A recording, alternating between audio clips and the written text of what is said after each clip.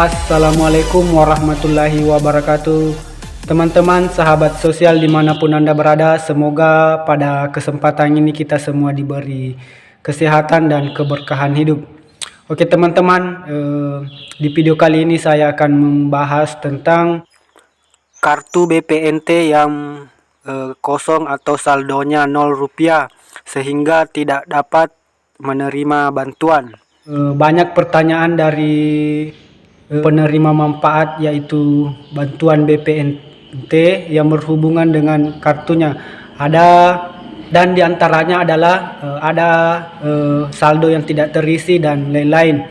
Dan di sini saya akan membahas kenapa itu terjadi.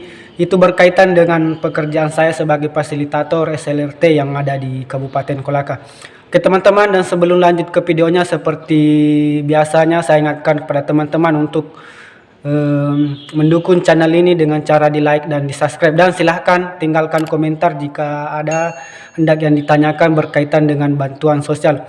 Oke teman-teman, yang pertama di sini saya memohon juga kepada viewers karena agak lama saya baru upload video terbaru lagi. Ini karena berkaitan dengan aktivitas saya di kantor dan aktivitas lain saya. Oke teman-teman, di sini saya mau berbagi pengalaman tentang apa yang saya alami di pekerjaan saya sebagai fasilitator SLRT yang ada di Kabupaten Kolaka, yang terkadang banyak menjumpai persoalan masyarakat yang berkaitan dengan BPNT, bantuan pangan non tunai. Kalau di Kabupaten Kolaka itu bekerja sama dengan Bank Mandiri, jadi persoalan-persoalan yang saya temui di lapangan yang pertama adalah kartu BPNT itu tidak aktif. Yang pertama itu biasanya adalah karena NIK tidak padan di capil. Jadi teman-teman atau peserta penerima manfaat BPNT ini harus memastikan data identitas, kartu keluarga dan KTP itu harus padan di capil, artinya harus sesuai dengan di capil. Dan apabila itu tidak padan di capil, maka itu bisa saja kartu BPNT-nya bermasalah seperti teman-teman. Yang kedua adalah data identitas seperti KTP, kartu keluarga, bahkan anggota keluarga itu juga harus sesuai dengan data yang ada di DTKS. Karena kapan hal itu terjadi, maka itu pun juga akan menyebabkan masalah seperti teman-teman. Misalnya kalau menggunakan nama Muhammad, kemudian di kartunya itu titik, kemudian di kartu keluarganya Muhammad nama Pul, kemudian di belakangnya nama Pulnya, biasanya juga itu menjadi terkendala sehingga di data terbaca spam atau tidak dikenali sehingga menjadi gagal burekol atau data gagal bayar. Karena perbedaan satu titik saja di antara data yang ada di DTKS dengan data yang ada di capil, dalam hal ini KTP dan kartu keluarga, maka itu akan mempengaruhi sehingga menjadi gagal bayar seperti itu teman-teman. Kemudian yang ketiga adalah walaupun datanya sudah padan di capil, sudah identitasnya sudah cocok, tetapi terkadang ada juga masyarakat yang tidak terbayarkan kartu BPNT-nya. Itu terjadi karena pihak dari pusat.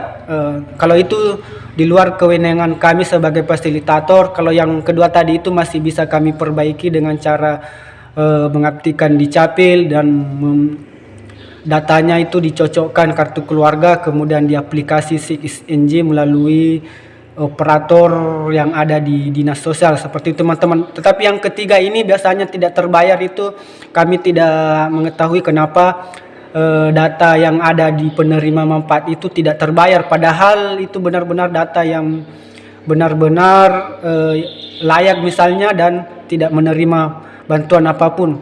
Dan melalui aplikasi itu teman-teman saya juga ingin memperlihatkan dan memperkenalkan suatu aplikasi, yaitu aplikasi cek bansos yang baru-baru ini ada pelatihannya yang ada di Kabupaten Kolaka.